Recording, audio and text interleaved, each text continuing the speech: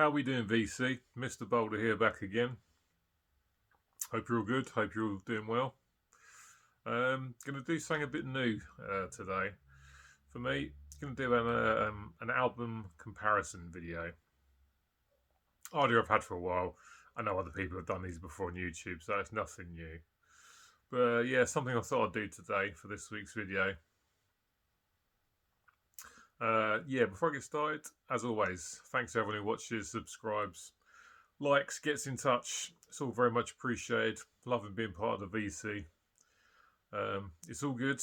Uh, so yeah, today I'm going to talk about Ozzy Osbourne's Blues of Oz and Black Sabbath's Heaven and Hell. As we all know, Ozzy got the boot from Sabbath back in '79, and he came back the following year, 1980, with his first solo album. And obviously, Black Sabbath came back with Ronnie James Dio for their next album. So big, important albums for both people. The first song I'm going to talk about is Ozzy's Blizzard of Oz. I heard this about 1995 for the first time, I think. I was working by this point, no longer at school, so spending all my bloody money on music. And I think I went out and bought pretty much every Ozzy studio album up until that point. Done my homework, heard a lot about this. And it lives up to its reputation. It's a very, very good album. Lee Kerslake, who not long ago passed away, on drums. Bob Daisley on bass. And of course, Randy Rhoads on guitar. You don't even have to be a guitar player to know just how important Randy Rhoads was. And stunning guitar player, absolutely fantastic. And his playing on this is absolutely exceptional, no doubt about it. So yeah, first track, I don't know. Cracking riff, great opening riff. Brilliant song, catchy chorus, really enjoy the opening track.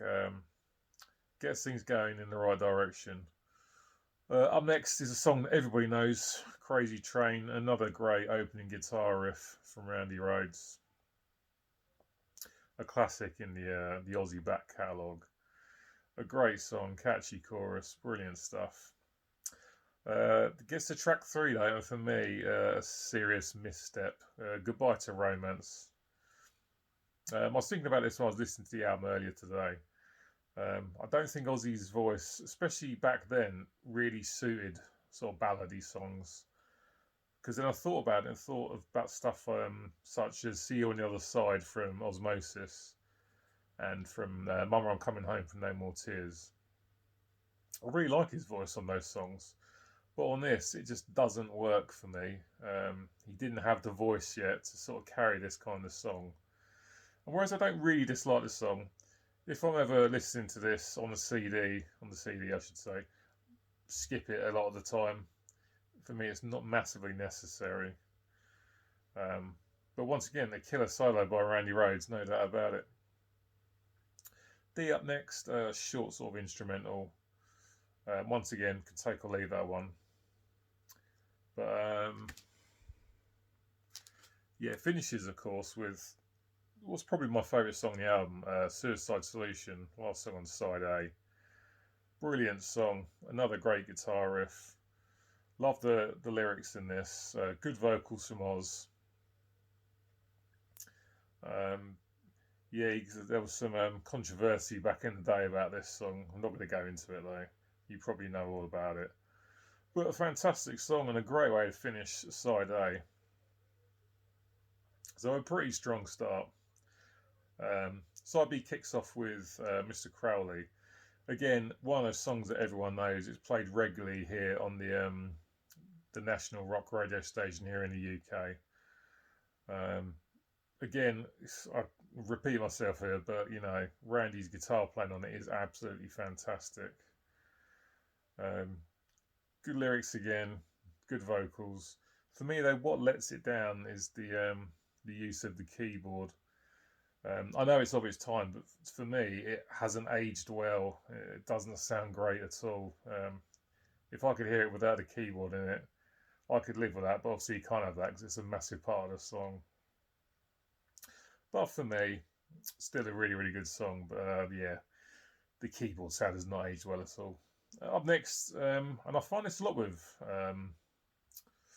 classic albums. A lot of the time, sort of album tracks, some hidden gems kind of get forgotten about. And for me, the next song, No Bone Movies, is one of my favourites on the entire album. Um, I just think it's great. Again, another great riff. Lee Kerslake and Bob Daisley again playing some great stuff. The rhythm section holding everything together really nicely. It's not just about Randy. And another good chorus. Really, really good stuff. And I think next is, Revelation Mother Earth. Again, for me, completely forgettable. Again, it's another sort of ballady song. And at this point, for me, Ozzy's voice just, it wasn't good enough to carry off this kind of song. And for me, the song just drags. Completely unnecessary. Skip it every single time I listen to the CD. Not one of the best. Not one of the best at all, really, on this album. But then it does finish strongly with Steal Away the Night. The band sounding great, Oz sounding great. He really sounds better when things are rocking, not when things are quiet and slowed down. A good way to finish the album. Listen to this album today just to make sure I'm refreshing my memory and everything. And yeah, a good way to close the album. Yeah, Ozzy's Blues of Oz from 1980. It's a bloody good album, no doubt about it. Really enjoy this one. Just a couple on there that I'm not too fussed on. But still, yeah, a really good album. A strong debut from Oz. He has something to prove, and a good band was put together. Put out a great album. For me, though, the follow-up that he did, Diary of Man, was even better. But this is still a very good album. If for some reason you haven't heard it for some strange reason, definitely worth checking out. So now, obviously, going to talk about Black Sabbath's Heaven and Hell. Now, I didn't hear this till about 1998. For some reason, it sticks out in my memory clearly. I bought this on CD over in Bristol. A good friend of mine used to live over there at the time. And I remember buying a ton of CDs when we used to go down to HMV. And I remember hearing a lot about the Dio era. I've done my homework. I'd heard a lot of good things about these albums with Dio because the last two they did with Oz were not the best. I used to think they were really, really bad, but they're not actually. They're just not as good as what came before them. I did revisit them a couple of times, a couple of years ago. Yeah, Techno Ecstasy and Never Say Die. They're not as bad as I remember. Still not as good as what come before them, but not terrible. But this, fantastic. Absolutely brilliant. Obviously, Ronnie on board now. From he just spent some time in Rainbow, of course, made some fantastic albums with them. And obviously Tony Iommi, Geezer Butler, and Bill Ward on the lookout for someone else. And Ronnie's the one that got the gig. A couple of things I remember about this album that I've read over the years. I remember seeing an interview with Ronnie where he said people were coming to the gigs on the tour literally stand down the front and stick the finger up at him because it wasn't Ozzy up there. Don't know about you, but why on earth would you do that? Just stay home, leave the tickets for people who really want to go to the show. And another story is I remember seeing an interview with Bill Ward, and he said he can only remember recording about 2 or 3 songs on this because he was just so drunk all the time. I just can't imagine being that drunk all the time. You can only remember recording 3 songs on an absolute Stonewall classic album. Crazy stuff. But yeah, this absolutely fantastic. Starts off with Neon Nights. Brilliant song. Goes straight in, all guns blazing, everything's going at full power. Great riff. As soon as Ronnie opens his mouth, funny enough, sounds absolutely fantastic. Really catchy chorus. Great track. It's the way you want to start an album. Brilliant stuff. Second track, Children of the Sea. Not one of my favourites. Not one I listen to a lot, but still a very good song. Apparently it was the first song that they wrote for the album. Good stuff. Once again, on this album, it's one of the deeper cuts that I like the most. Third track, Lady Evil, one of my favourites on the whole album. Really, really good stuff. Starts off with the bass and drums sounding really, really good. Great guitar riff comes in from Tony.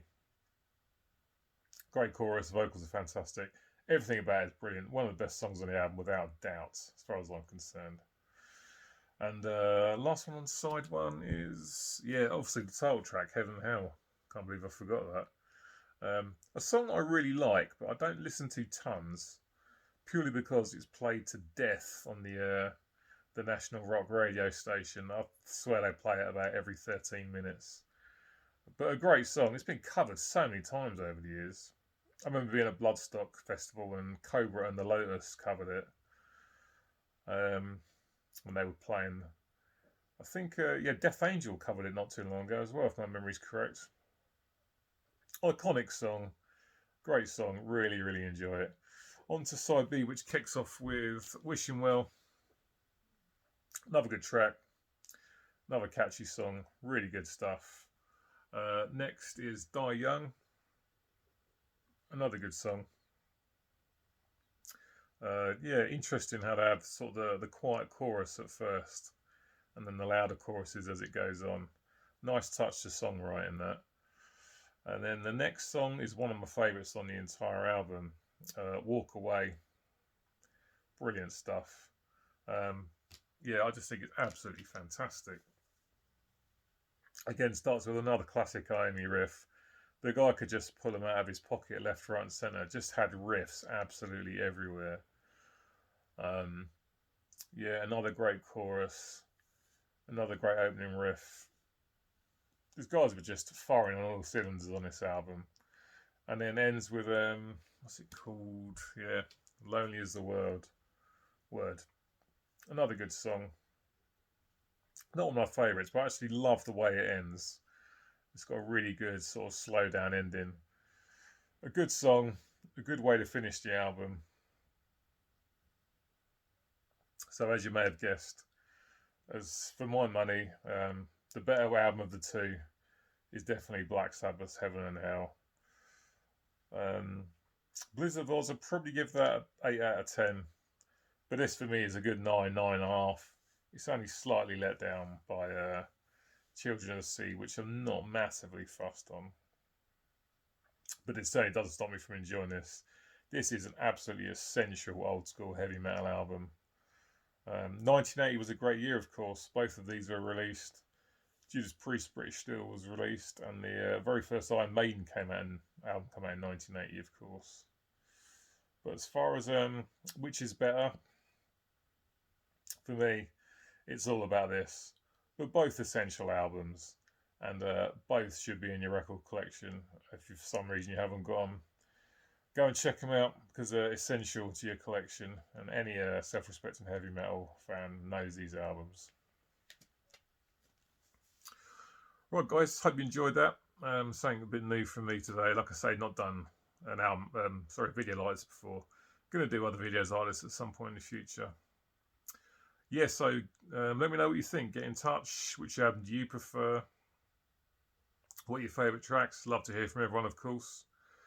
And that is all for today. Thank you very much, guys. You look after yourselves. Take care, and I shall speak to you next time. See ya.